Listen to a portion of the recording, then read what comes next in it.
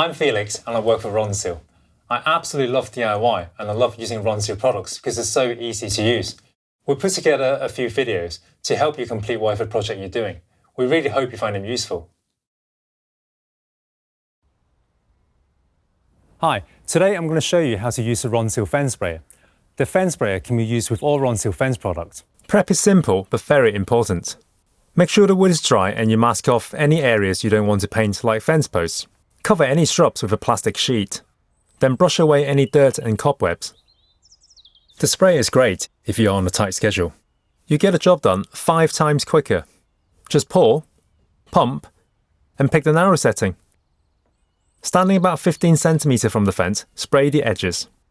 When you're done, set the nozzle to wide, step back and fill in the gaps.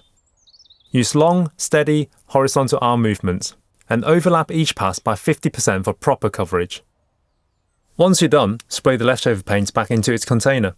Rinse out the barrel several times, then spray through the nozzle until the water runs clear. Job done. Ronseal does exactly what it says on the tin.